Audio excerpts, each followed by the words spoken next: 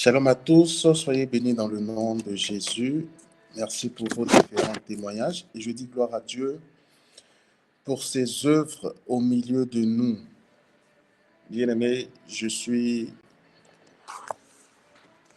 plus que reconnaissant, voilà, d'appartenir à Jésus-Christ.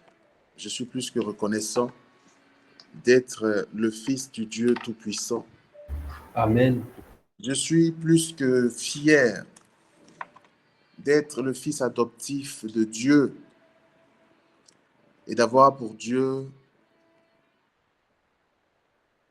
celui qui nous a été révélé par le Fils, d'avoir également le Fils et d'avoir le Saint-Esprit. Alors, deux choses rapidement, deux paroles rapidement avant qu'on avance.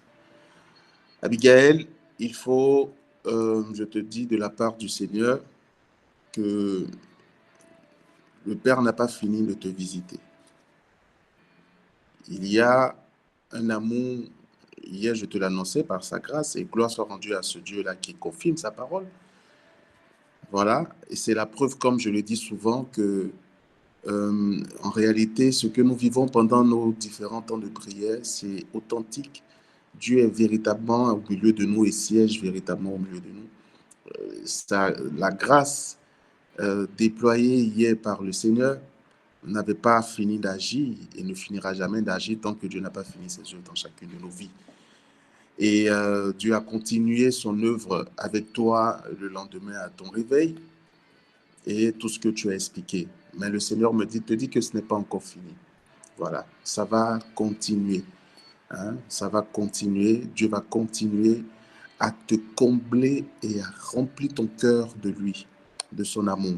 Tu vas vivre davantage j'ai envie de dire, ce love avec le Père, cet amour intense avec Dieu. Voilà, parce que Dieu va davantage justement continuer à se donner à toi. Donc, attends-toi à lui. Et ensuite, deuxième chose par rapport au témoignage d'Arlène, je surfe là-dessus pour cette petite exhortation. Ce que Arlène a vécu de par son témoignage est une autre preuve, un autre signe que Dieu prend soin de ses enfants. J'aimerais qu'on puisse comprendre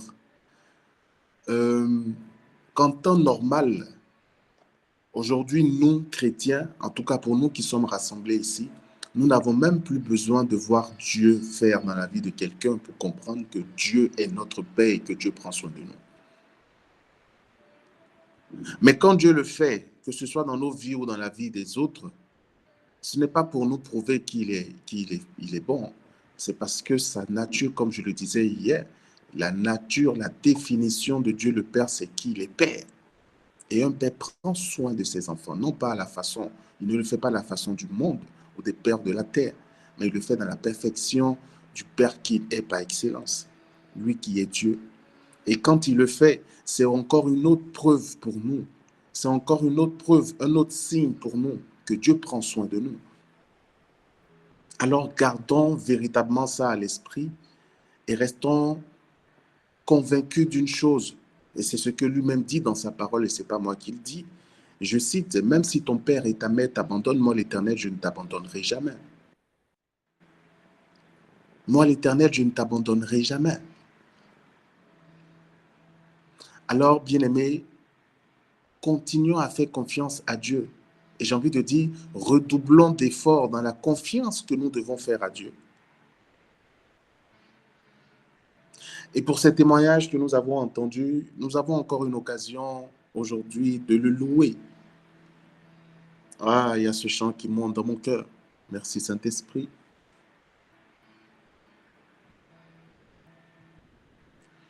Oh mon Dieu, tu es bon. Oh mon Dieu, tu es bon. Oh mon Dieu, tu es bon. Tu es bon pour moi, tu es bon. Oh mon papa, tu es bon. Oui, mon papa, tu es bon. Oui, mon père, tu es bon. Tu es bon pour moi, tu es bon. Oui, mon Seigneur, tu es bon. Oui, mon Sauveur, tu es bon. Mon Rédempteur, tu es bon. Tu es bon pour moi, tu es bon. Mon amoureux, tu es bon. Mon conseiller, tu es bon. Mon pourvoyeur, tu es bon. Tu es bon pour moi, tu es bon. Oh oui, papa, tu es bon. Oh oui, papa, tu es bon. Oh oui, papa, tu es bon. Tu es bon pour moi. À qui puis-je te comparer? Tu es bon. Oh, tu es bon. Tu es bon pour moi, tu es bon. Éternellement, tu es bon. Tu es bon. Tu es bon, tu es bon pour moi, tu es bon. Aujourd'hui, tu es bon. Et demain, tu es bon. Pour toujours, tu es bon. Tu es bon pour moi, tu es bon. Oui, Seigneur, tu es bon pour nous. Tu es bon pour chacun d'entre nous.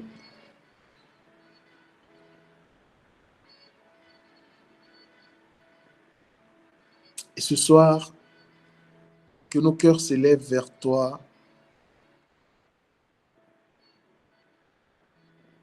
pour te chanter, Seigneur, un cantique nouveau.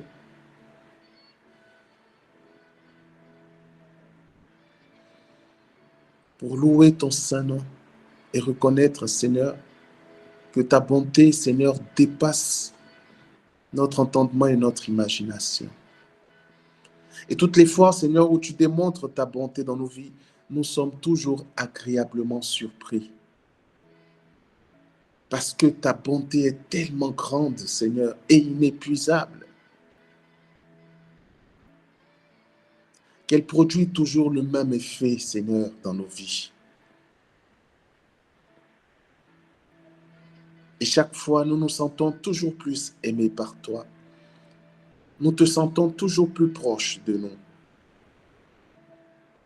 Et nous reconnaissons parfois et très souvent nos failles dans notre façon de t'aimer, dans notre manque de confiance.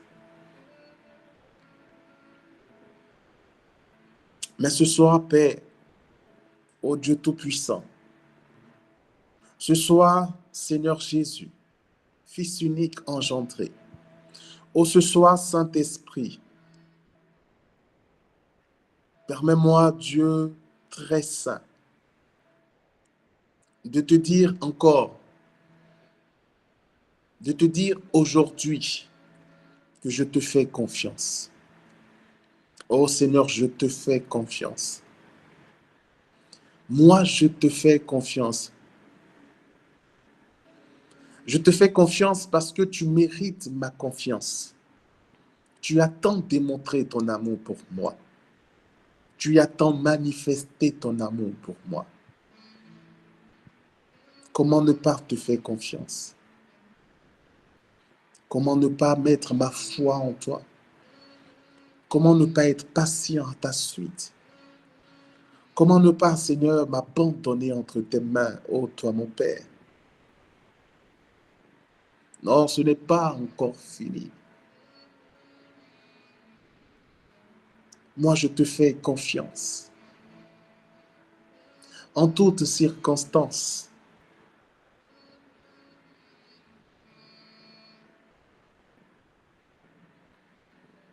peu importe la tendance.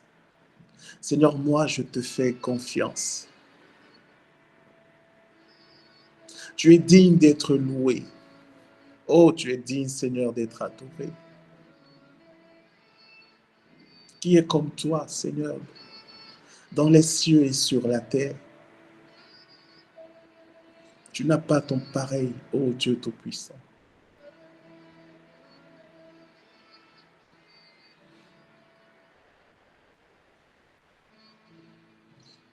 Reçois de moi, Seigneur, ce soir le parfum qui t'est dû, l'adoration qui t'est due, la louange qui t'est due, la reconnaissance qui t'est due, la repentance qui t'est due. Reçois de moi l'action de grâce qui t'est due, la confiance qui t'est due, l'amour qui t'est dû.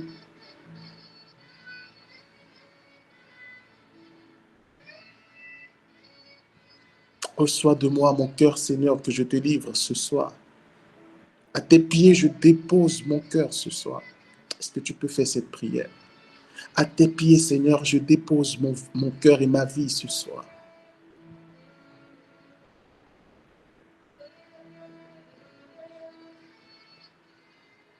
Tu ne mérites pas que je t'adore du bout des lèvres et que mon cœur soit loin de toi.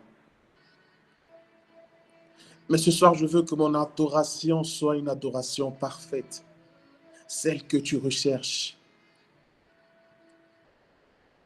celle qui touche ton cœur, celle qui touche ton âme, celle qui te plaît, celle qui t'est agréable, celle qui touche ta sensibilité. Oh, Seigneur, ce soir, je veux que ton cœur brûle d'amour.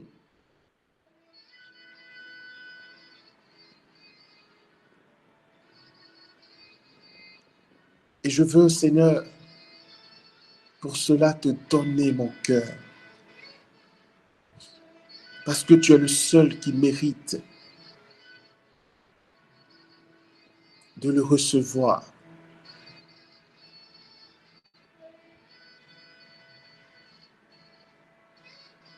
Seigneur, reçois de moi celui que je suis, tel que tu m'as créé.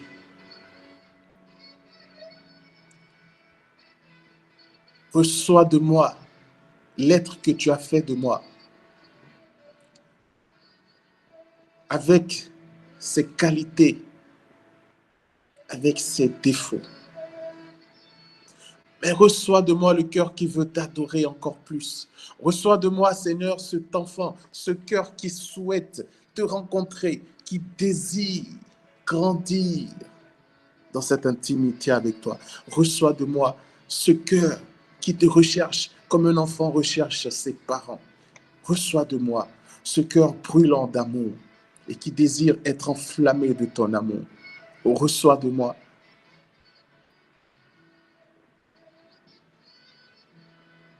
tout l'amour que tu mérites, car tu es digne de recevoir la gloire. Oh oui, tu es digne. Tu es digne de recevoir la gloire. Tu es digne de recevoir la gloire. Oui, tu es digne de recevoir la gloire. Je veux chanter tes louanges, ô Jésus. Je veux louer ton saint nom, agneau de Dieu. Je veux chanter tes louanges, oh Papa. Je veux louer ton Seigneur, agneau de Dieu. Tu es digne de recevoir la gloire. Tu es digne de recevoir la gloire. Tu es digne de recevoir la gloire. Et tu es digne de recevoir la gloire. C'est pour ça, Seigneur, que nous nous livrons à toi et nous te prions encore ce soir, toi le Dieu de gloire, de nous bénir et de nous combler au-delà, Seigneur, de nos prières. Toi qui sais te donner au-delà de nos imaginations, viens ce soir encore combler nos vies de toi.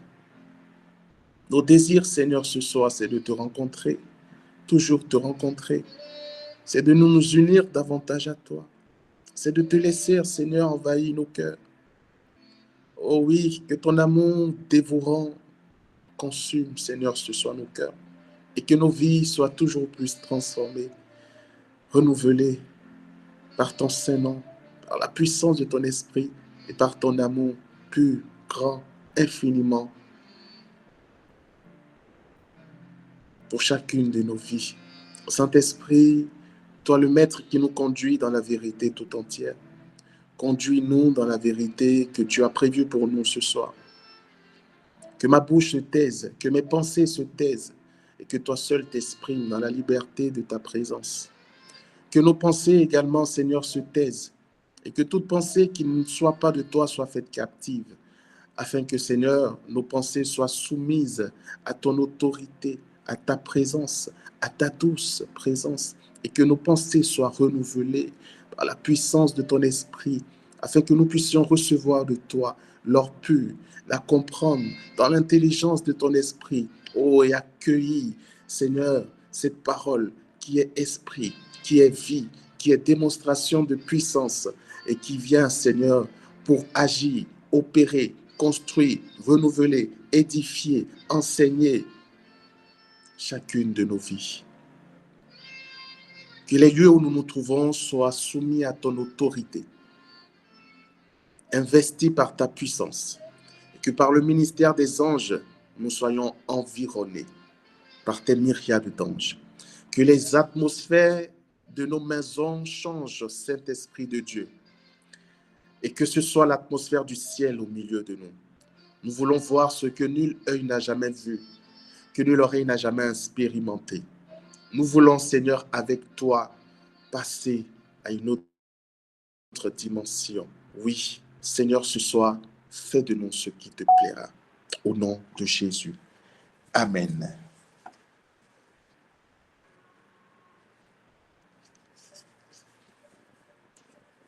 Je pensais que quelqu'un allait ouvrir son micro et répondre également. Amen. Amen. Amen. Je ne sais pas pourquoi, dans la présence de Dieu, tu es souvent timide comme ça. Alors, bien-aimés, bienvenue à notre deuxième jour de notre parcours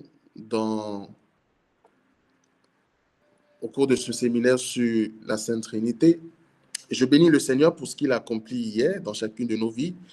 Honnêtement, je le disais hier quand je parlais, que j'avais fait un constat, et ce n'était pas un constat anodin, puisque beaucoup se sont sentis concernés par ce constat, c'est que souvent dans notre relation avec Dieu, Dieu le Père est très souvent, je n'ai pas envie de dire absent, mais d'une certaine façon absent. On est beaucoup plus dans une relation avec le Fils et l'Esprit Saint, mais parfois le Père passe en arrière-plan. Et personnellement, hein, l'une de mes prières, c'était qu'au travers de ce séminaire, ces différents aspects soient corrigés dans nos vies afin que nous puissions véritablement rendre toute cette gloire et cette adoration à la Sainte Trinité, Père, Fils et Esprit Saint. Et que cette relation que nous nous employons à construire tous les jours avec la Sainte Trinité s'inscrive justement dans cette même proportion d'amour et dans cette même intensité que le Père, que le Fils et que l'Esprit Saint.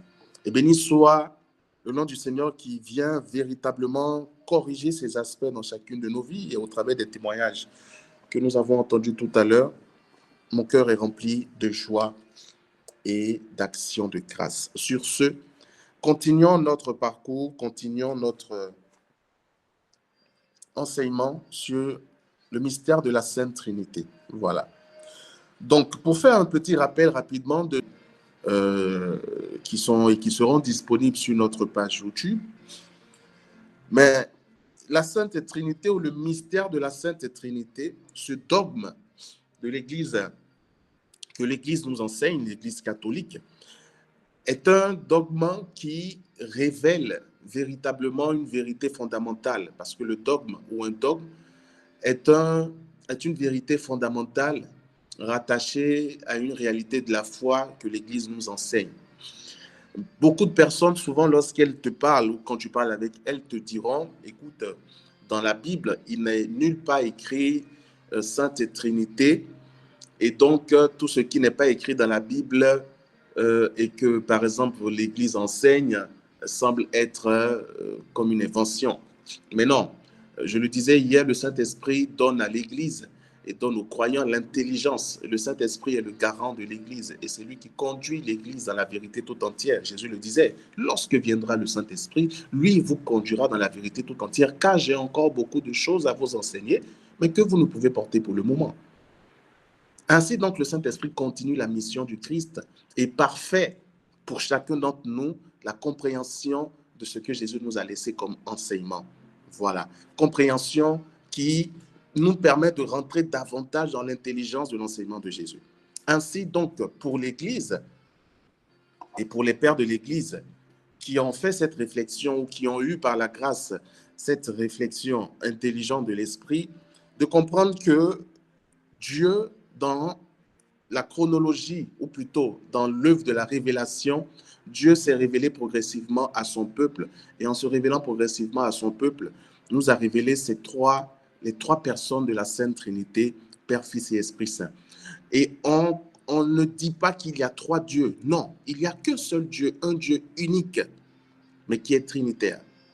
Un Dieu unique qui s'est révélé en trois personnes, Père, Fils et Esprit Saint. C'est un mystère. Les trois sont trois personnes distinctes, mais les trois forment une et une seule personne. Et quand on parle de Dieu, en réalité, dans le mot, ou plutôt dans l'appellation Dieu, on parle en réalité des trois personnes de la Sainte Trinité, Père, Fils et Esprit Saint.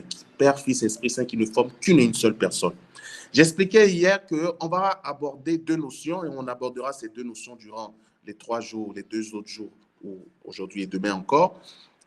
Qui nous permettra deux notions, qui nous permettront de comprendre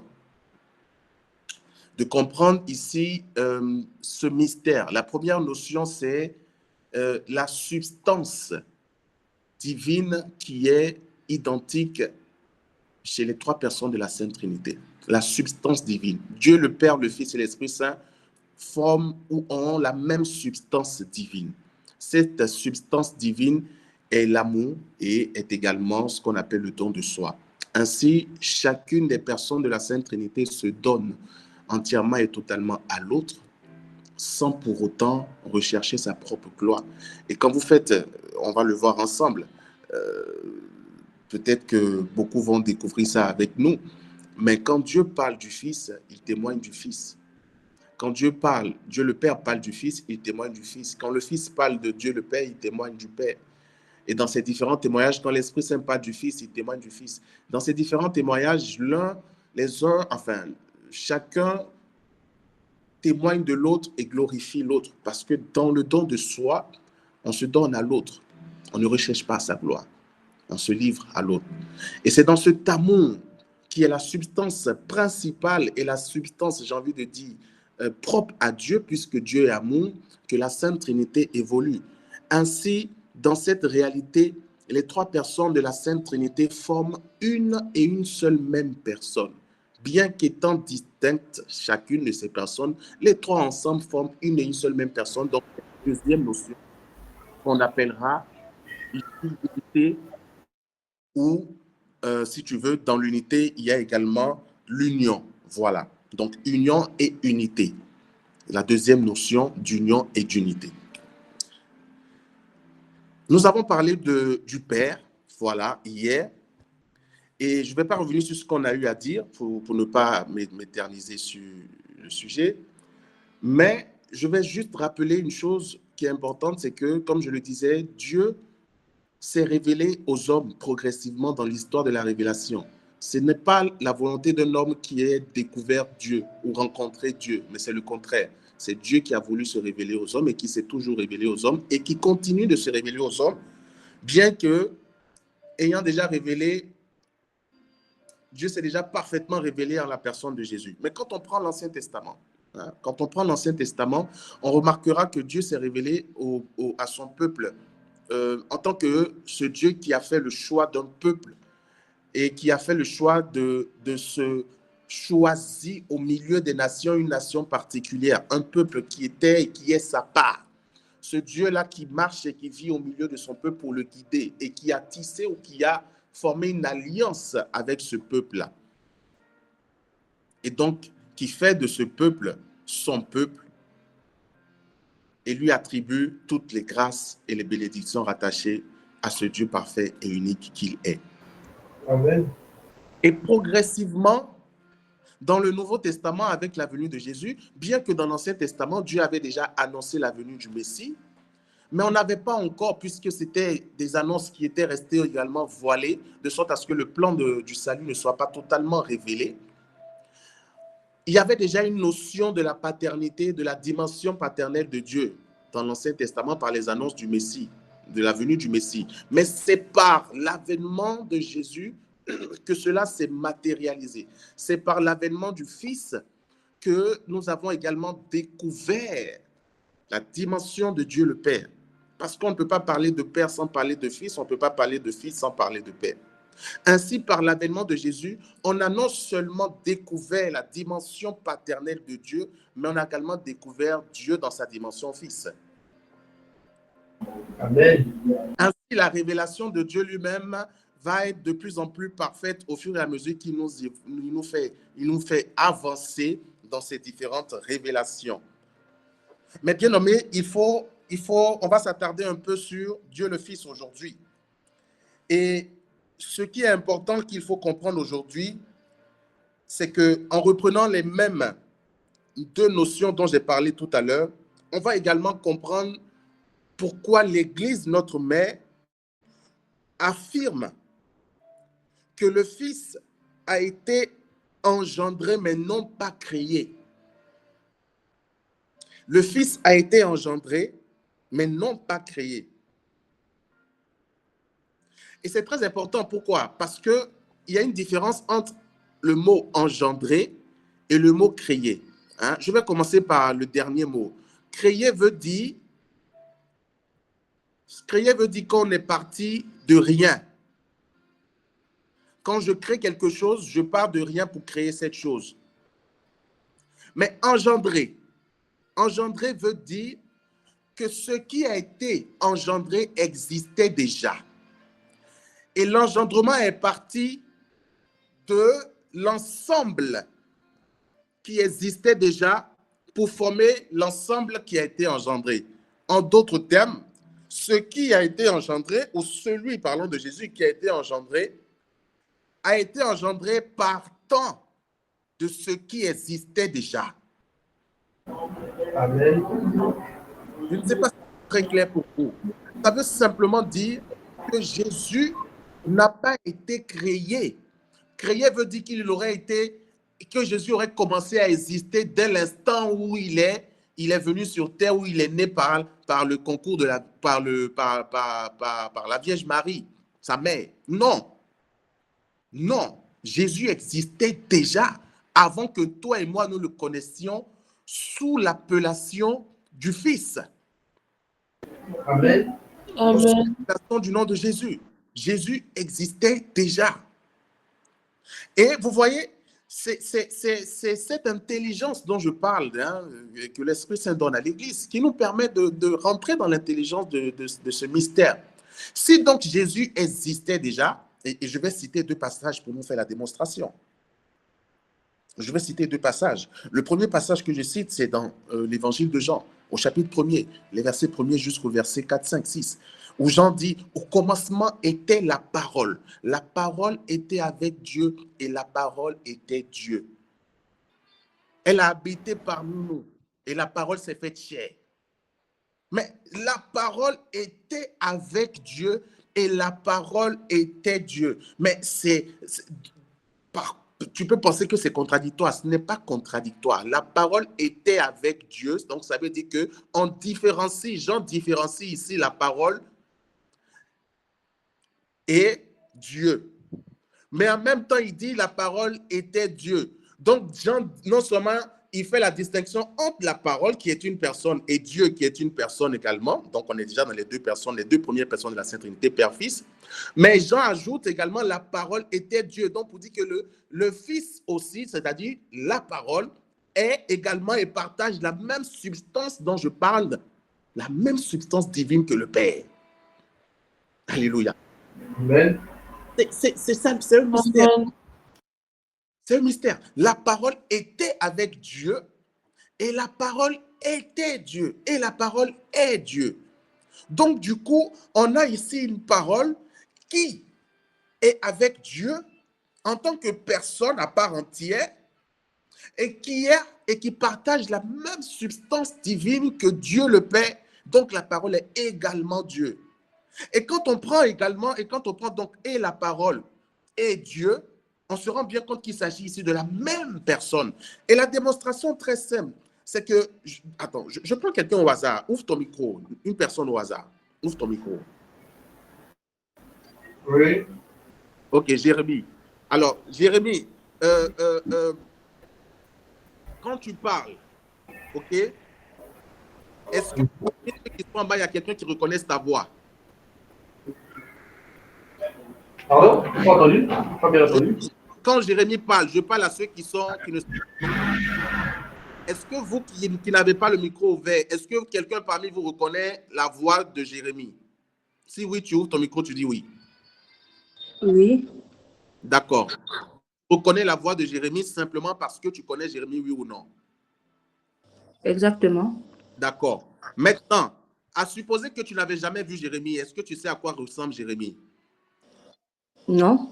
Mais quand tu vois Jérémie et qu'on te présente Jérémie et que tu entends sa voix que tu connaissais, tu te rends bien compte qu'il s'agit de la même personne. Oui.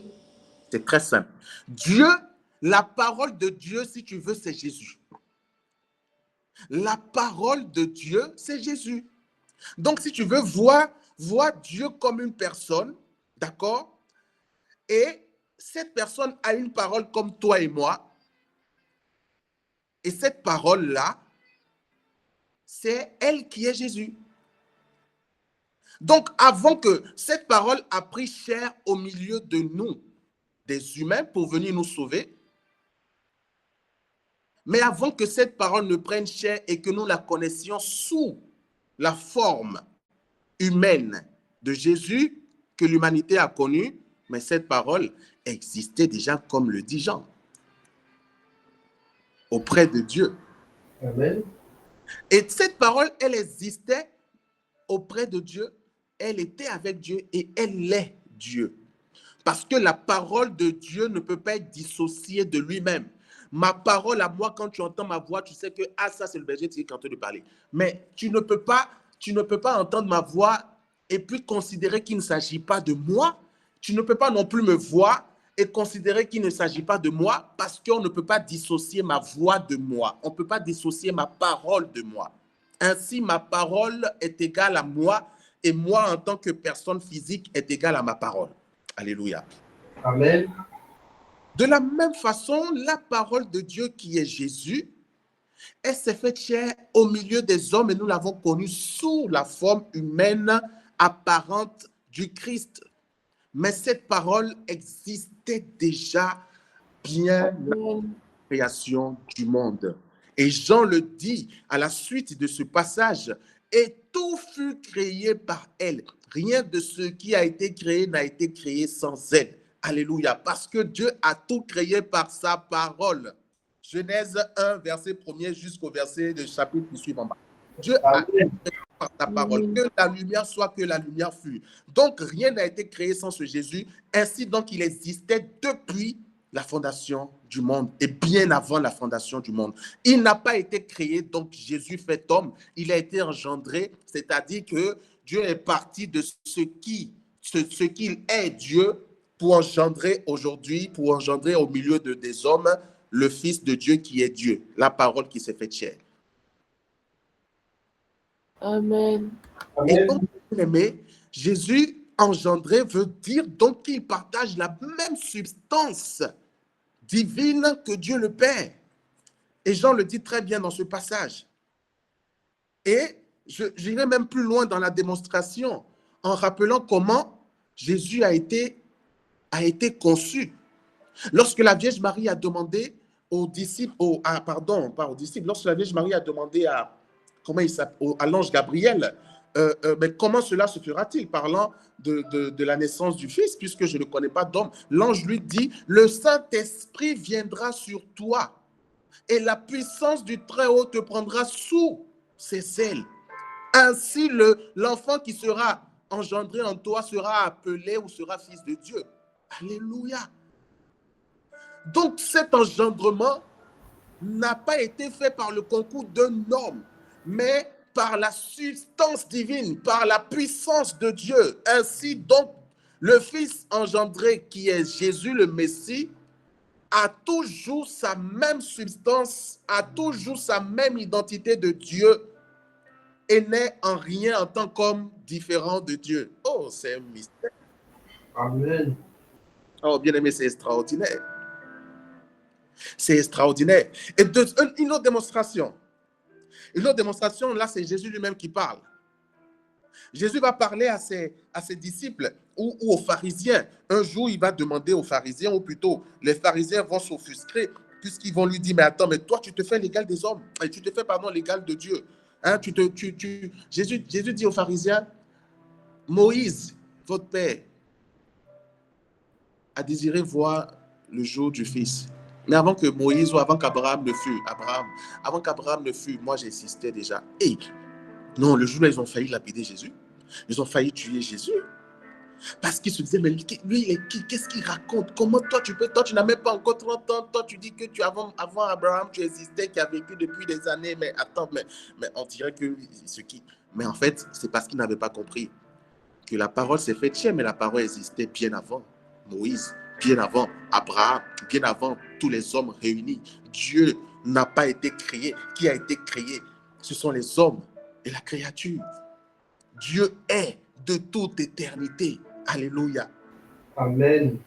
Le Père, Dieu le Père est de toute éternité. Dieu le Fils est de toute éternité. L'Esprit Saint qui est Dieu est de toute éternité. La Sainte Trinité qui est Dieu est de toute éternité. Dieu unique. Amen. Vous voyez, donc ainsi, la divinité de Jésus ne peut pas être remise en question.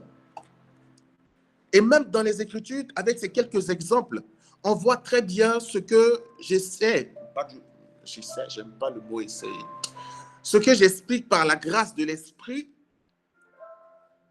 parlant de la même substance du Père, du Fils et de l'Esprit Saint. La même substance divine. Ils ne forment qu'une et une seule personne.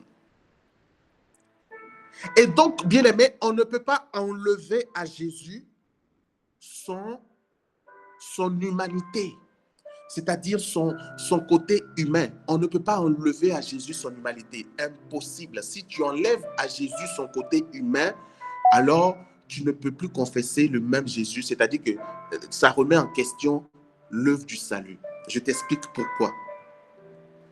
Dans le credo, nous confessons Jésus qui est venu dans le monde. Par le concours, a été engendré par le Saint-Esprit, est né de la Vierge Marie, a souffert sous Ponce Pilate, a été crucifié, est mort et a été enseveli.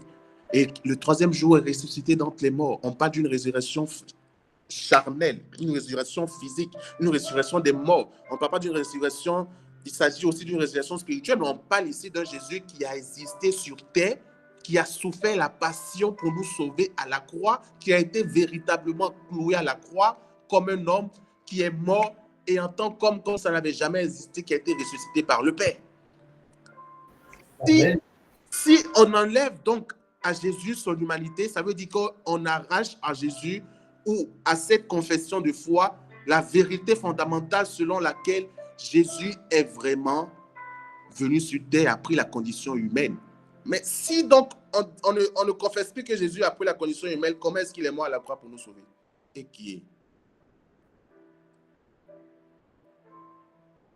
Et malheureusement, beaucoup de personnes, beaucoup de confessions religieuses que Dieu leur ouvre l'intelligence et la compréhension de ce mystère sont dans ce déni. Donc vous voyez qu'on ne peut pas enlever à Jésus son humanité, sinon on remet en cause l'œuvre de la croix. De la même façon, on ne peut pas enlever à Jésus sa divinité. On ne peut pas enlever à Jésus sa divinité, c'est-à-dire sa nature divine, qu'il est Dieu. Il n'est pas un homme ordinaire comme toi et moi, il est Dieu. C'est pour ça qu'on confesse qu'il est vrai Christ, vrai homme et vrai Dieu. Pourquoi on ne peut pas enlever sa divinité? On ne peut pas enlever sa divinité simplement parce que si tu enlèves également la divinité de Jésus, cela veut dire qu'il a existé comme un homme lambda comme toi et moi. Sauf que les hommes lambda comme toi et moi, nous avons hérité du péché originel. Ayant hérité du péché originel, on ne peut pas sauver l'humanité. Je ne peux pas te sauver, toi, Jérémie. Je laisse même l'humanité, c'est même trop. Je ne peux pas te sauver, toi, Jérémie, encore moins toi, Abi, parce que je suis un homme comme toi, pécheur comme toi. Et toi aussi, tu ne peux pas me sauver, ni sauver ton petit frère ou ta mère, parce que tu es aussi un homme comme moi. Et nous avons tous hérité du péché originel. Mais celui qui est capable de nous sauver devrait être innocent. Innocent. C'est-à-dire qu'il devrait être quelqu'un qui n'avait jamais péché et qui n'a jamais péché, de sorte à ce qu'il puisse troquer par ce sacrifice son innocence, prendre notre culpabilité et nous donner en retour, lui, son innocence. Sauf que parmi tous les hommes de la terre, tous ont péché et ont hérité du péché originel. Qui donc pouvait nous sauver si ce n'est le seul qui soit saint, saint, saint, 3 fois saint? Je parle de Dieu. Amen. Ainsi donc, Dieu prend la condition humaine en la personne de Jésus, le Fils engendré par le Père, parole qui s'est faite chair, et vient donc dans cette dimension humaine en tant que Dieu, mais partageant notre humanité pour accomplir le mystère de la croix. Et dans ce mystère, par excellence, nous voyons un Dieu qui se fait, qui s'abaisse et qui, dans cet abaissement, vient au milieu des hommes pour sauver, partager son humanité et sauver l'homme. Ainsi, on ne peut pas arracher à Jésus sa divinité. Car si on lui arrache sa divinité, ça met en question également l'œuvre de la croix. Donc, vous comprenez ici donc que par ces explications, on perçoit, j'espère, un peu mieux que la divinité de Jésus, que Jésus, Dieu, est véritablement Dieu parce qu'il partage la même essence, la même substance que le Père. Amen. Si donc on comprend cela, ça veut dire que Jésus est Dieu. Et ce Jésus est envoyé par le Père pour nous sauver car Dieu a tant aimé le monde. Et ce Père, c'est Dieu. Donc on est déjà dans les deux personnes de la Sainte Trinité. Et ensuite, l'Esprit Saint que nous allons découvrir progressivement après la montée au ciel de Jésus, la descente du Saint-Esprit, et qui aujourd'hui continue la mission du Christ. On parlera du Saint-Esprit demain. Mais jusque-là, on voit parfaitement que Jésus partage la même divinité que le Père. Et le Père partage la même divinité que le Fils. Et le Père et le Fils sont unis Amen. et se donnent l'un à l'autre dans cet amour. Et les deux forment, et les trois forment une et une seule personne. Voilà. Bien-aimés, tout ceci pour nous amener à mieux comprendre ce mystère qu'est la Sainte Trinité. Et ainsi donc, nous allons remarquer que, comme je le disais, pour aborder la deuxième notion de la Sainte Trinité, qui est l'unité, voilà, et qui parle d'unité, parle d'union. C'est parce qu'il y a eu union et pas union des moindres, c'est-à-dire union parfaite, que finalement l'union a basculé dans l'unité.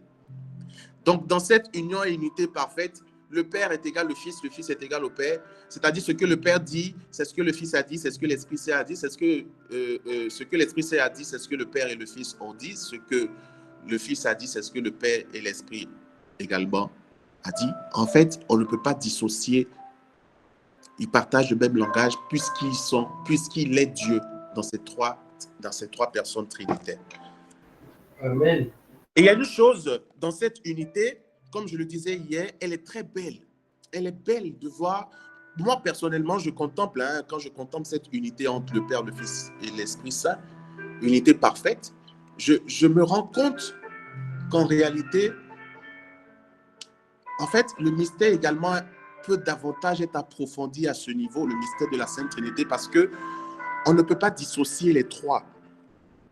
Et ne pouvons pas dissocier les trois dans cette unité parfaite, on se rend compte qu'en fait, cette unité est tellement pure et tellement, j'ai envie de dire, singulière qu'il est impossible. Tu ne peux pas séparer, tu ne peux pas te diviser toi-même en tant que personne. Si tu te divises en tant que personne, tu n'existes plus. Ta tête sera séparée de ton tronc, c'est pas possible. Et dans cette unité parfaite, comme je le disais, il y a l'essence même qui les unit, c'est-à-dire l'essence divine, la substance divine qui est l'amour, fait que chacun se donne l'un à l'autre. Et ça, c'est autre chose que je trouve merveilleux dans la Sainte Trinité, parce que l'un témoigne de l'autre et l'autre témoigne de l'un. Hier, par exemple, j'ai abordé quelques paroles que le Fils dit lorsqu'il parle du Père. Par exemple, le Fils dit que je ne dis rien de moi-même, mais tout ce que je vous enseigne, c'est le Père qui me les a enseignés.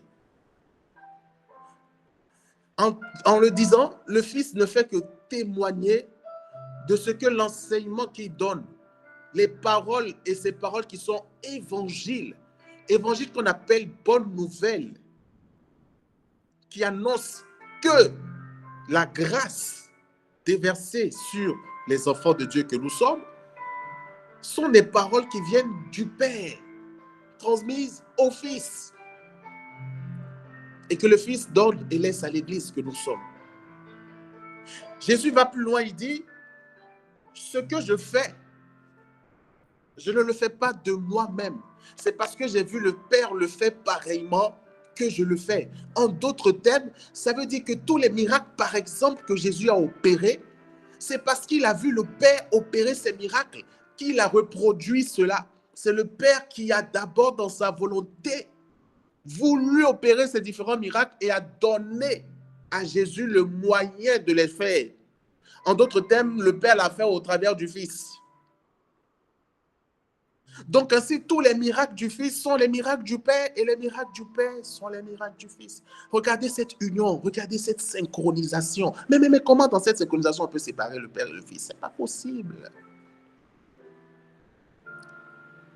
Ce n'est pas possible. Elle est belle cette synchronisation. Elle est belle cette union. Il dit, ce que je fais, c'est parce que j'ai vu le Père le faire pareillement. Donc ça veut dire que Jésus contemple le Père à l'œuvre et reproduit les œuvres qu'il lui donne d'accomplir. Alléluia. Et quand le Père le fait, quand le Fils du moins le fait, le Fils dit une chose, il dit aux pharisiens, mais si vous ne croyez pas en moi, si vous ne croyez pas que j'ai été envoyé par le Père, que je suis le Messie, croyez au moins à cause des œuvres que le Père me donne d'accomplir. Les pharisiens lui disent, mais non, mais toi, tu témoignes de toi-même et ton témoignage n'est pas vrai. Le fils lui dit, mais non, pour que mon témoignage soit vrai, il faut que deux personnes témoignent. J'ai moi-même mon propre témoignage sur moi-même, mais en plus, il y a le témoignage du Père. Le Père témoigne de moi par les œuvres qu'il me donne d'accomplir, car nul ne peut accomplir ces œuvres-là si le Père n'est pas avec lui. Alléluia.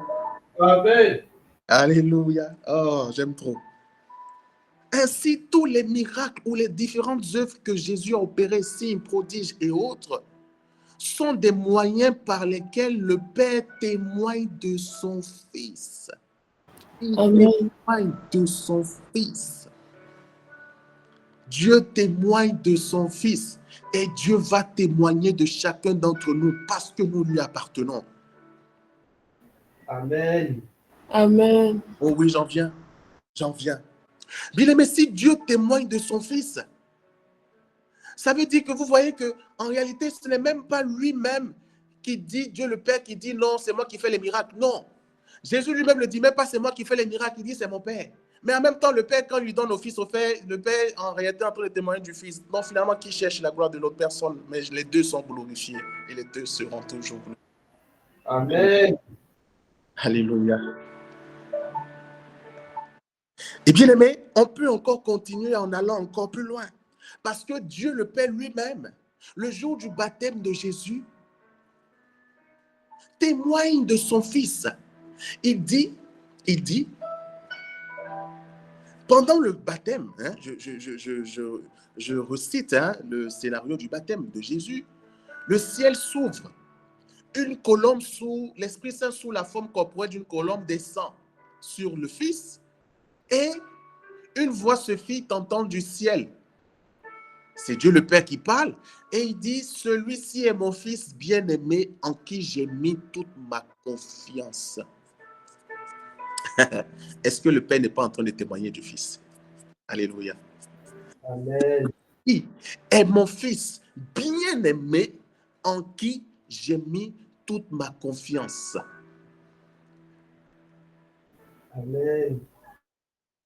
Mais en mettant toute sa confiance dans son Fils, le Père est en train d'annoncer mais que le Fils a toute sa faveur. Et d'ailleurs, dans certains, j'ai envie de dire, dans d'autres traductions, c'est plutôt écrit faveur. Mais c'est pour dire ici confiance, faveur, ça veut dire que Dieu a tout donné au Fils. Si Dieu a mis toute sa confiance dans le Fils, ça veut dire qu'il a donné possibilité et pouvoir au Fils de faire ce qu'il a envie de faire. Amen. C'est extraordinaire. Et quand il le fait ainsi, il ajoute un autre signe en dehors de cette parole. C'est-à-dire qu'il fait descendre l'Esprit Saint sur lui, qui est l'Esprit de Dieu. Mais comment tu veux dissocier l'Esprit de Dieu de Dieu? Mais l'Esprit de Dieu est Dieu. Alléluia. On dit bien l'Esprit de Dieu. Et puis tu veux dire que l'Esprit de Dieu n'est pas Dieu. Mais bon, enfin. Bon, l'Esprit de Dieu est Dieu. Il fait descendre son Esprit sur son Fils bien-aimé, en qui il a mis toute sa faveur. Et ce qui s'est passé, bien aimé, ce n'est pas une vision. Ce n'est pas qu'il y a quelques personnes qui ont eu une vision et puis ils sont en train de raconter. Non. Tout le monde a vu cette scène. C'est du concret, c'est du palpable, c'est du réel. Mais c'est extraordinaire. C'est extraordinaire. Et Jean-Baptiste dit quelque chose qui est très intéressant que je vais citer. Jean-Baptiste dit, parlant de Jésus, quand les pharisiens ou le peuple lui demandent, mais attends, c'est toi le Messie, c'est toi que nous attendons. Jean-Baptiste dit, non, je ne suis pas le Messie. Mais quand Jean-Baptiste témoigne de Jésus, il dit, voici l'agneau de Dieu qui enlève le péché du monde. Il dit quelque part, on m'a dit que celui sur qui tu verras l'Esprit descendre et demeurer, celui-là est le Messie.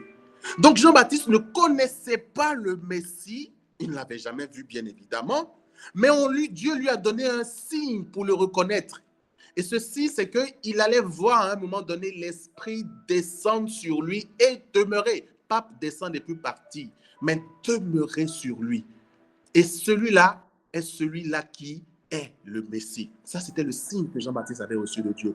Et Jean-Baptiste l'annonce pour témoigner également du Fils.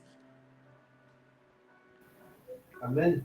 Mais celui qui reçoit l'Esprit de Dieu, qui demeure sur lui, c'est lui le Messie, c'est lui le Fils de Dieu. Si tu veux, c'est lui Dieu. Et c'est lui qui nous révèle le Père. Alléluia.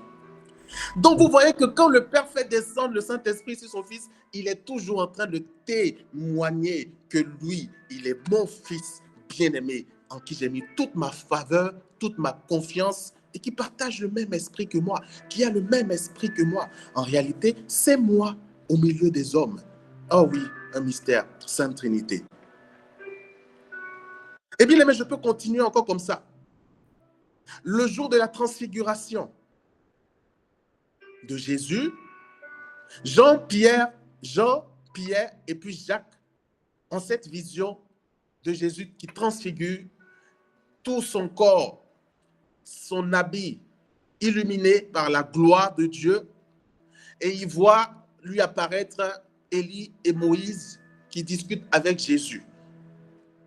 Et ce n'est pas suffisant, ils vont entendre, ou plutôt ils vont voir une nuée qui vient les prendre sous son ombre. Et cette nuée représente la présence de Dieu, la théophanie. Et de cette nuée part une voix qui dit, celui-ci est mon fils bien-aimé, écoutez-le. Dieu revient témoigner encore auprès des disciples de son fils bien-aimé Jésus. Celui-ci est mon fils bien-aimé, écoutez-le. En d'autres termes, tout ce qu'il vous dira, faites ça. Ce qu'il vous dit est parole de vérité. Ce qu'il vous dit est la vérité. Ce qu'il vous dit est ce que moi-même je vous adresse comme parole.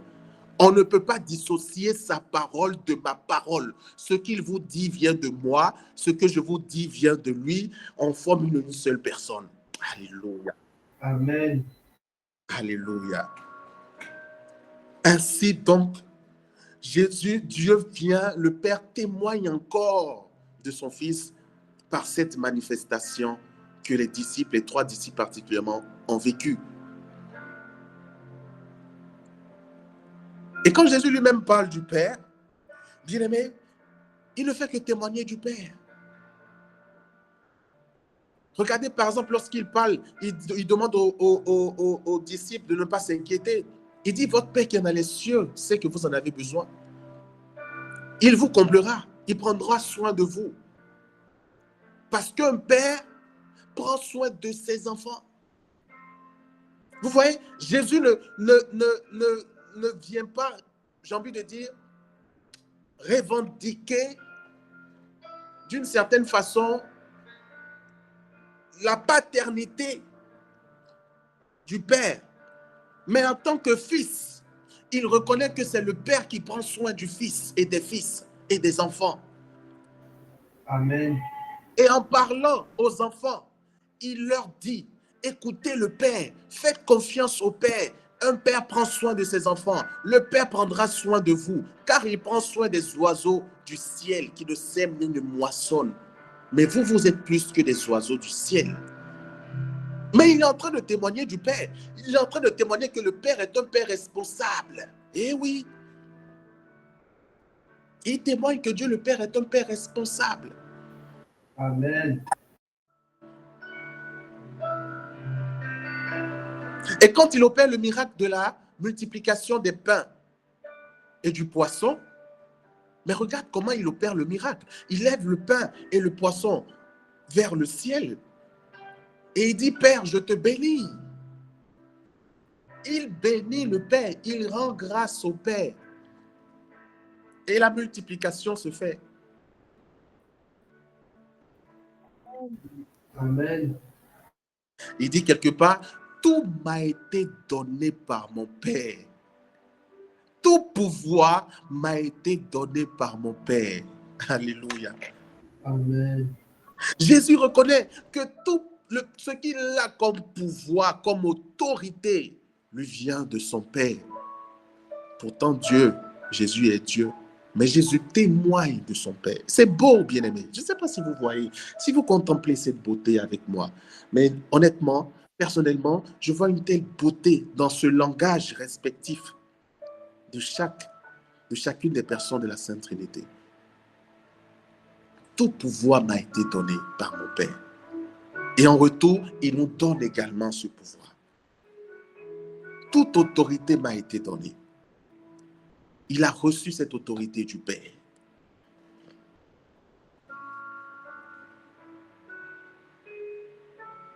Et vous voyez, dans ce langage de témoignage mutuel, chacun est glorifié, chacun est élevé. Oh, si le Père est glorifié, le Fils aussi le sera. Si le Père est glorifié, le Père glorifiera aussi le Fils. Bien-aimé, j'ai envie de te dire une chose, ne cherche pas ta gloire dans ce que tu fais. Parce que toi aussi, tu es dans la position du Fils. Tu es dans la position de la fille. Et en étant dans cette position, recherche la gloire de ton Père. Recherche la gloire de ton Dieu. Recherche la gloire de ton Seigneur. Dieu te glorifiera. Sois authentique dans ce que tu fais. Ne recherche pas à faire ta volonté. Ne recherche pas à faire ta propre volonté. Mais cherche à faire la volonté de ton Père. Cherche à faire la volonté de celui qui t'a envoyé, de Jésus-Christ. Cherche à faire la volonté de celui qui a tout payé pour toi. Saint Paul dit, laissez-vous conduire par le Saint-Esprit et vous ne risquerez pas de tomber dans la tentation d'acheter. Cherche à faire la volonté aussi de l'Esprit Saint. Ils ont la même volonté, car la Sainte Trinité est Dieu. Et Dieu témoignera de toi. Dieu te glorifiera. Dieu t'élèvera. Jésus dit, ma volonté, c'est de faire la volonté de celui qui m'a envoyé. Ici, je rentre dans une autre dimension où je veux en quelques exemples nous montrer la position du Fils, c'est-à-dire la vie du Fils, le langage du Fils qui veut plaire au Père. Lui qui est Dieu, je parle de Jésus, qui est Dieu, mais qui prend dans cette condition de Fils, dans cette dimension de Fils, se comporte comme le Fils parfait. Pour que toi et moi qui sommes fils et filles également, nous puissions davantage contempler le Fils par excellence et reproduire l'image de ce Fils dans nos actes et dans nos vies, pour être de véritables enfants du Père, pour être de véritables frères et sœurs de ce Fils unique, engendré, qui a fait de nous, par son sacrifice à la croix, des fils adoptifs, des héritiers de Dieu et des co-héritiers et héritières du Christ. Jésus dit, ma nourriture, c'est de faire la volonté de celui qui m'a envoyé. Amen. La volonté de mon Père. En tant que fils et fille, ta volonté, ma volonté, notre volonté doit être de faire la volonté de celui qui nous a envoyés. C'est ainsi qu'on va matérialiser, c'est ainsi qu'on va concrétiser par les actes, c'est ainsi qu'on va marquer, qu'on va résonner dans l'univers comme les enfants, comme les fils et les filles que nous devons être. Parce qu'un fils doit être obéissant à Dieu. Recherchons la volonté de Dieu. Nos volontés sont de vaines volontés, bien-aimées. Nos volontés ne nous apporteront jamais rien, car nos volontés sont éphémères. Le Seigneur dit, vos pensées ne sont pas mes pensées, vos voix ne sont pas mes voix. Mais qui peut prétendre être aussi sage que Dieu pour prendre de bonnes décisions? Cherchons et recherchons la volonté. Cherchons à faire la volonté de notre Père, de notre Seigneur.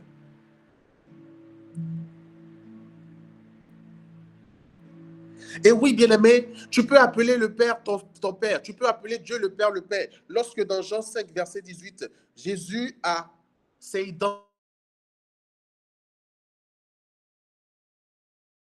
Les pharisiens étaient offusqués, ils étaient totalement choqués parce que, selon eux, il se faisait l'égal de Dieu. Comment peut-il, lui qui est un homme, prétendre que le Père, Dieu le Père est son Père et que lui, il est le Fils de Dieu?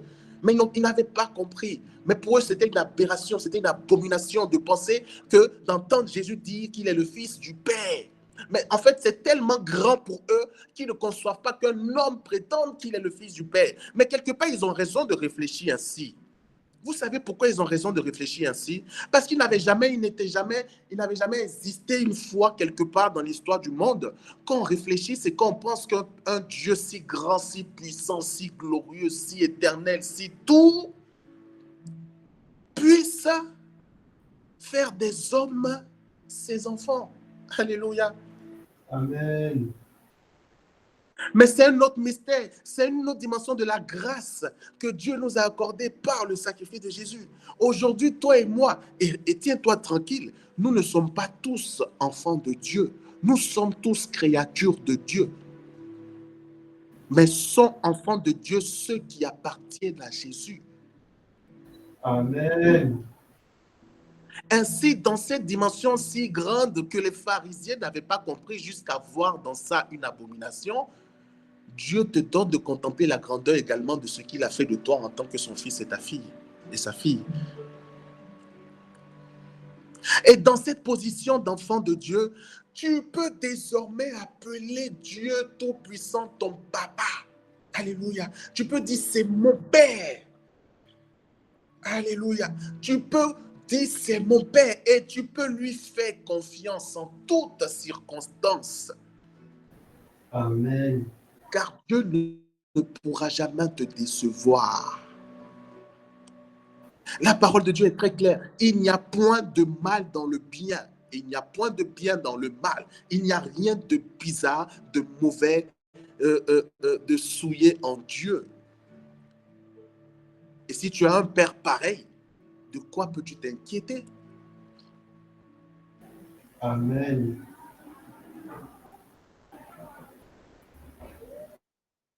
Mon Père, je m'abandonne à toi. Fais de moi ce qu'il te plaira. Quoi que tu fasses, je te remercie. Je n'ai qu'un désir, t'appartenir, car tu es mon Père. Je m'abandonne à toi, car tu es mon Père. Je me confie en toi. Oui, tu peux te confier en ton Père en toute sécurité. Bien-aimé, en tant que fils, il dit, Jésus parlant, je parle de Jésus, Matthieu 11, verset 27, « Toute chose m'a été donnée par mon Père. Et personne ne connaît le Fils, si ce n'est le Père. Personne non plus ne connaît le Père, si ce n'est le Fils, et celui à qui le Fils veut le révéler. » Amen. Bien-aimé, cela veut dire que puisque Dieu le Père a tout donné à son Fils, mais Dieu est en train de te montrer à toi et moi ce qui nous attend également en tant que fils et filles.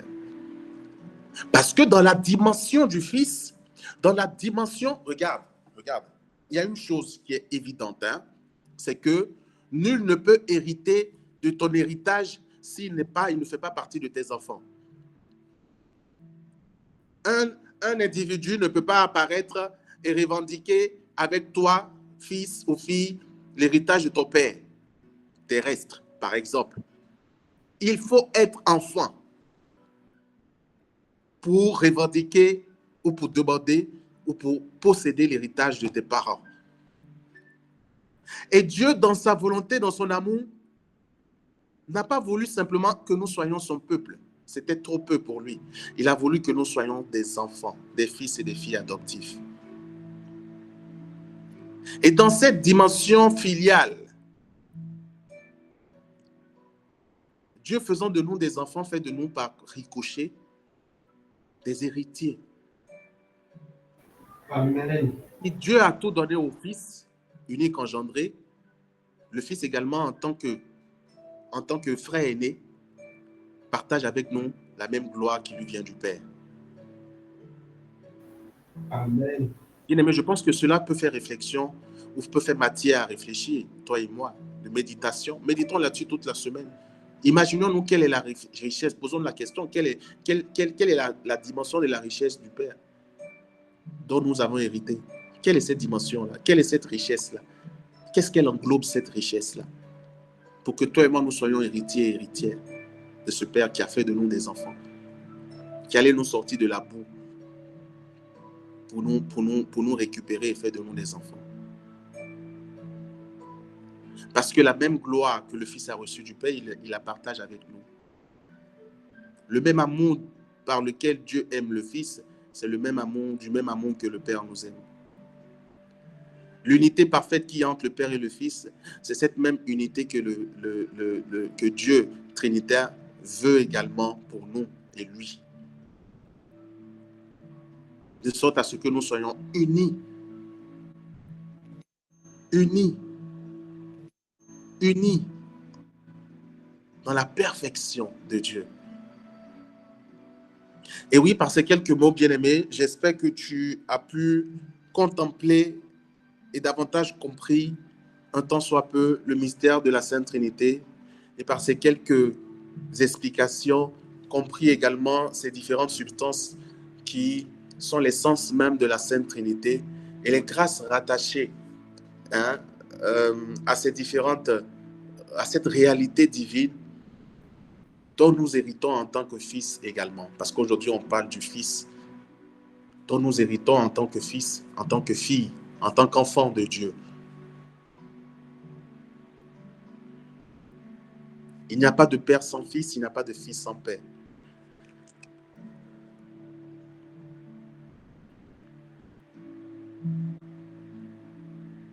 Et rien ni personne ne pourra jamais nous séparer de l'amour du Père, de l'amour de Dieu qui a été manifesté en Jésus-Christ.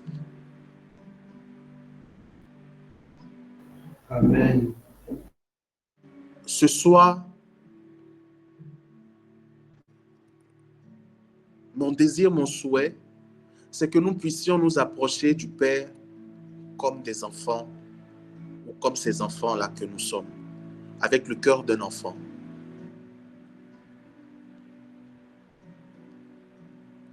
Et vous savez, le cœur d'un enfant est un cœur pur.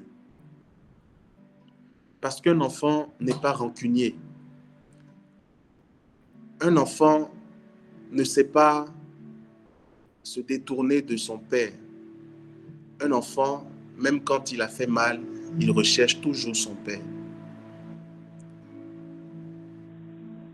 Même si c'est le papa qui l'a frappé, il va rechercher son père pour que le même père le console.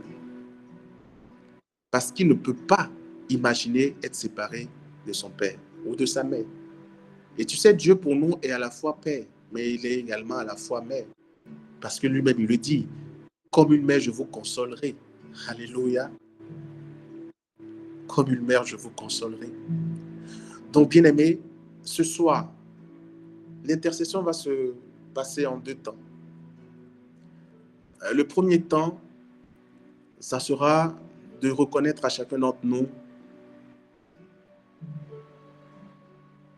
nos réalités qui ne font pas de nous de bons enfants.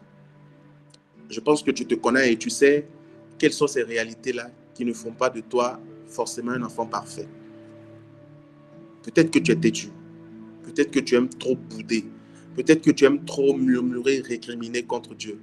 Peut-être que tu es du genre à être tout le temps insatisfait. Je ne sais pas. Peut-être que tu es du genre très désobéissant ou désobéissante. J'en sais rien. Mais chacun dans la liberté de son cœur, va s'adresser à Dieu et reconnaître ses failles en tant qu'enfant et lui demander pardon. Ça, c'est la première phase. Dans la deuxième phase, tu vas avec assurance invoquer ton Dieu. Avec assurance, tu vas invoquer ton Dieu et tu vas demander au Fils, par la puissance de son Esprit Saint, de transformer ton cœur et cet enfant que tu es, de sorte à ce que tu puisses être un fils à l'image de Jésus. Si c'est que tu as du mal, si c'est que tu as du mal à être obéissant, tu vas demander au Seigneur de te donner une plus grande obéissance. Et ensuite, on va laisser le Saint-Esprit nous combler de lui. On va laisser Dieu nous combler de lui tel qu'il le souhaite. Bien aimé, c'est une intercession qui va se faire à la liberté totale de chacun.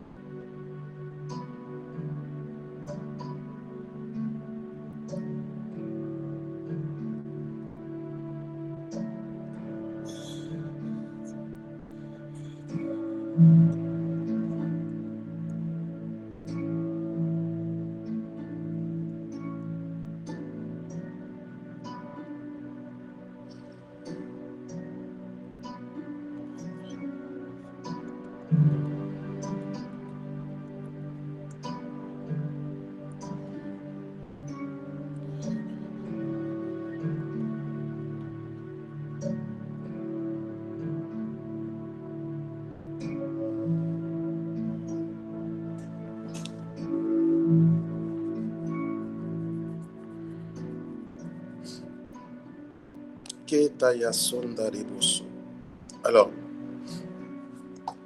bien-aimé, le Seigneur s'adresse à quelqu'un.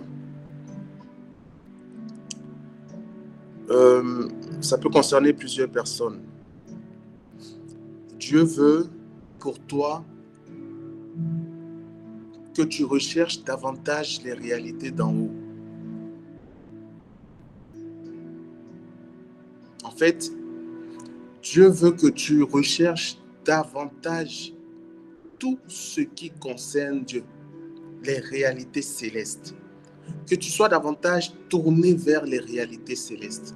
Ça peut être la prière, ça peut être la connaissance de Dieu, ça peut être la méditation, ça peut être tout ce que tu veux, mais toutes les réalités d'en haut. Dieu veut que tu sois davantage tourné, que tu recherches davantage ces réalités-là. Peut-être qu'en ce moment, c'est pas trop ça. Que peut-être ton centre d'intérêt, ce n'est pas trop, ça ne concerne pas trop les réalités d'en haut. Mais Dieu veut que ça change. Dieu veut que ça change. Dieu veut que tu chantes ça. Tu vas te reconnaître, toi qui es concerné par la parole. Tu vas te sentir concerné par la parole. Dieu veut que tu recherches davantage les réalités d'en haut. Parce que c'est dans cette position-là que tu verras des grâces insoupçonnées déversées sur ta vie.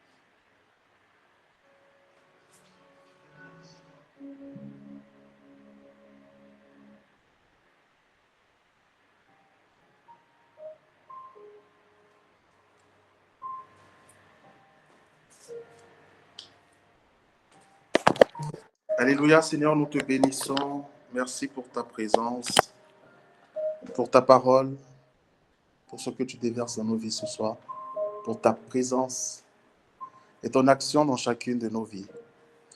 Grâce au roi. Alors, le Seigneur veut pour toi une plus grande intimité avec lui. Dieu veut t'amener à une plus grande intimité avec lui. Regarde, pendant que je suis en train de t'annoncer, ne t'étonne pas si tu sens une présence t'envahir, comme si, je ne sais pas si tu fais déjà l'expérience de l'Esprit Saint, si tu sais reconnaître la présence de l'Esprit Saint. Mais en fait, dans cette parole prophétique que je t'annonce, il y a le secours, il y a la grâce, il y a la puissance de Dieu qui va te porter et t'amener dans ça. C'est une parole qui prend effet immédiat. C'est Dieu lui-même qui vient, par cette parole, t'amener, voilà, dans cette dimension d'intimité qu'il veut pour toi. Il ne faut même pas t'inquiéter. Il le fait lui-même très spontanément. Et tu te rendras compte que beaucoup de choses dans un futur à court, à moyen terme vont changer. J'ai envie de dire même à court terme. Dans ta relation avec le Seigneur et dans ta façon, dans ta vie de prier de façon générale. Cette parole concerne particulièrement grâce au rôle, mais elle peut également s'adresser à d'autres personnes. Donc, accueillez simplement dans la foi. Amen.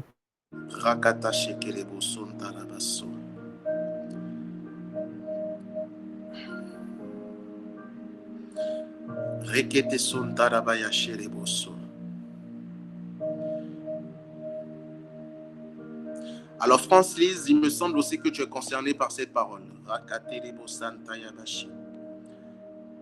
Keterebo santa rababa sonto lobosha.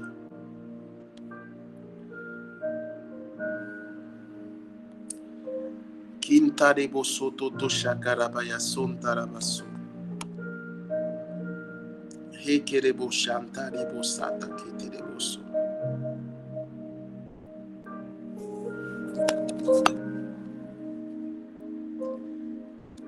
Rakaterebo sontarababa shendereboso.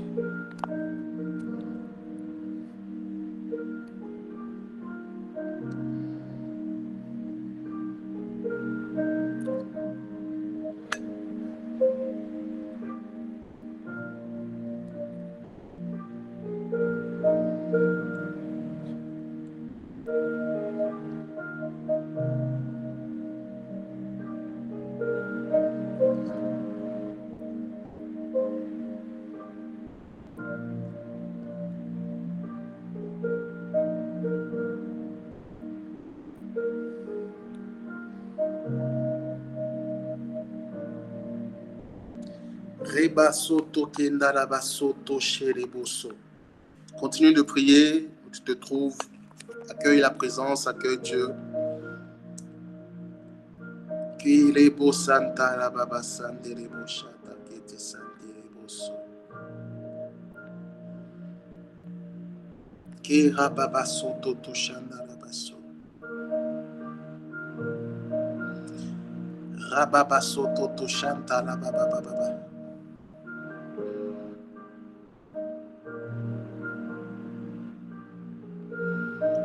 Rekete kosonto lobo shata rabaso.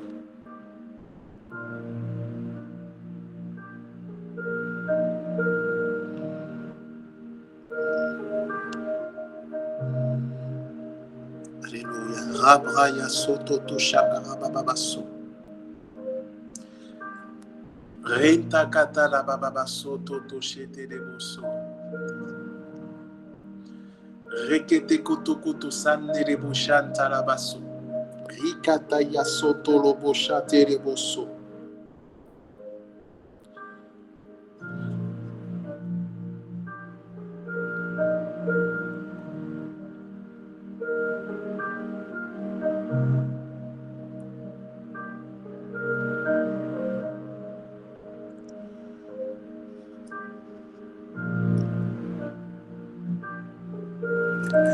Bien-aimé, il y a quelque chose qui est en train de se passer dans le nom de Jésus. Le Seigneur me montre une image dans laquelle il est en train de couronner plusieurs au milieu de nous de sa gloire. Le Seigneur est en train de couronner plusieurs au milieu de nous de sa gloire. Ne t'étonne pas si à l'annonce de cette parole, tu vis particulièrement une effusion de l'Esprit. Dieu est en train de couronner plusieurs au milieu de nous de sa gloire. Et j'ai envie de te dire que la gloire de Dieu fait partie de l'héritage des enfants. Alléluia. Rekete kuson tolobosha. Rakata yabaso toto rekete reboso. La vie de plusieurs va rayonner. C'est-à-dire que ta vie va rayonner de la gloire de Dieu. Rababason tolobosha.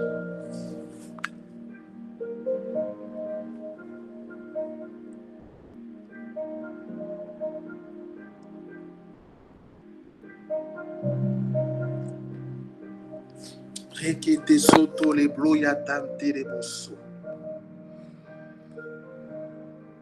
Rebraya soto kinta lebo sonta kata lebo shante lebroya babababaso.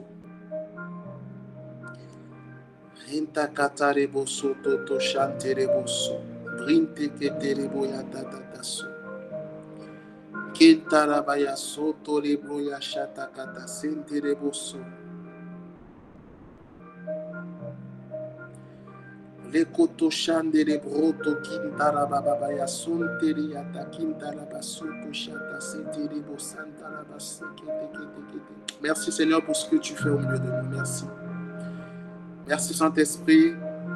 Sans toi, totalement libre Seigneur, de nous combler comme bon te semble et de faire au-delà de ce que nous te demandons. Rekete sandara ya sante kete.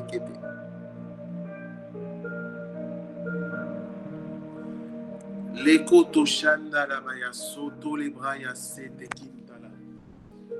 Oh oui Seigneur, que ton nom soit béni, que ton nom soit glorifié, que ton nom soit magnifié, adoré.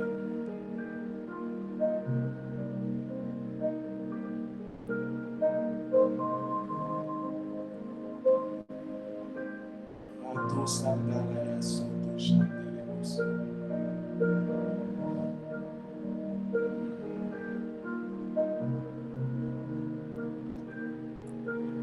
Louange et gloire à ton Seigneur. Louange Seigneur et gloire à ton Seigneur.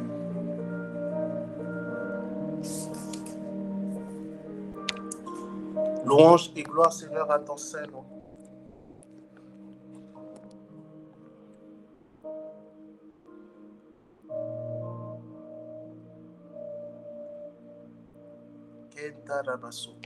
Est-ce que parmi vous, il y a quelqu'un qui a mal au dos, qui a des douleurs au dos?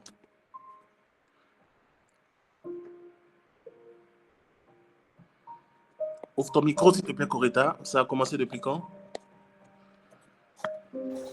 Ça a déjà duré. Ça a duré. Peut-être une année. Permanemment mal au dos, c'est ça?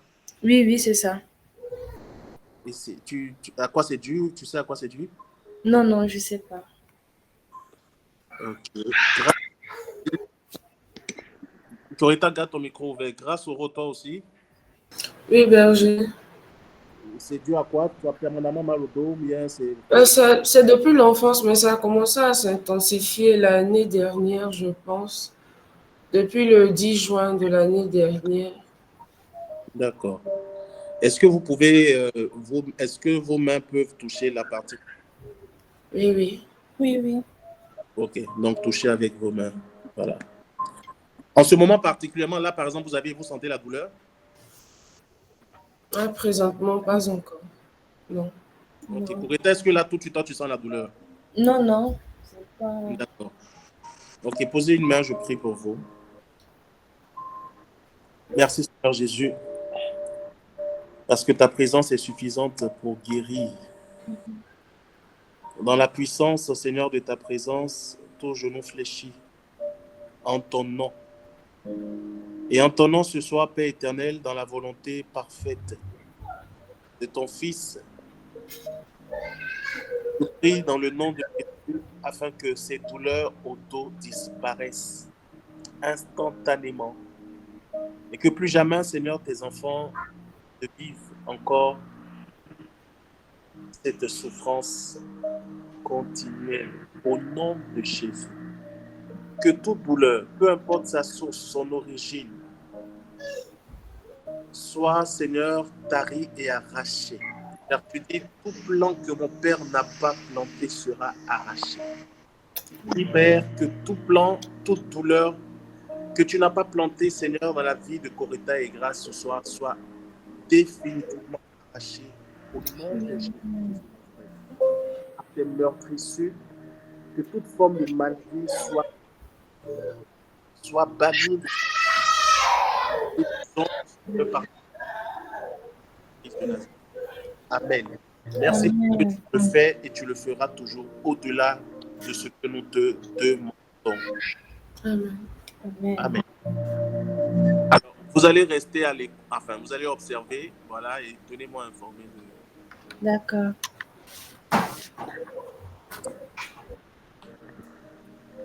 Seigneur, sois béni pour toutes tes œuvres, pour tout ce que tu accomplis, et même dans le silence de ta présence, pour tout ce que tu fais, Seigneur, qui demeure caché. Louange et gloire à ton Seigneur. Amen. Toi qui es Père, Fils et Esprit Saint. Amen. Amen. Amen.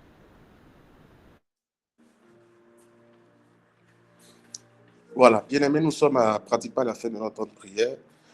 Vu qu'on est en semaine, on ne va pas trop tarder. Voilà, donc rapidement, pour ceux qui ont des témoignages, vraiment rapidement, on va se bousculer un peu pour les partager. Celui qui... Oui, Gabi, nous t'écoutons.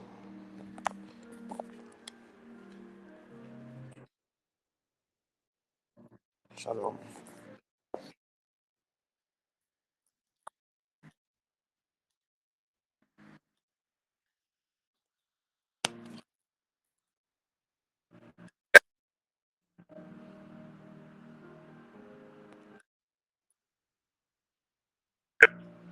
Oui, si tu veux, vas-y. Vas-y.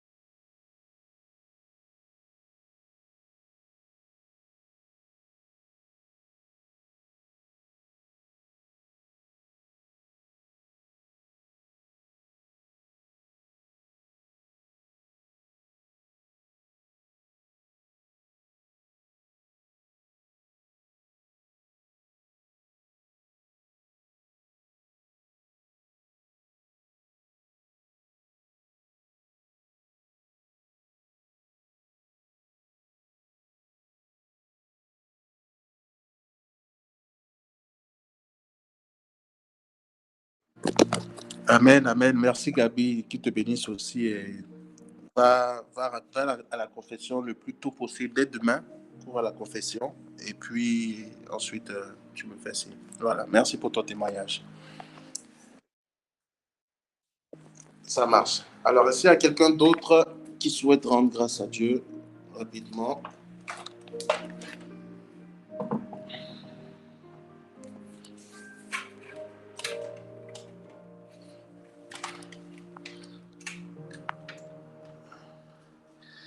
Bon, s'il n'y a plus personne, on va couper le temps de prière. Oh non, non, non. Un témoignage.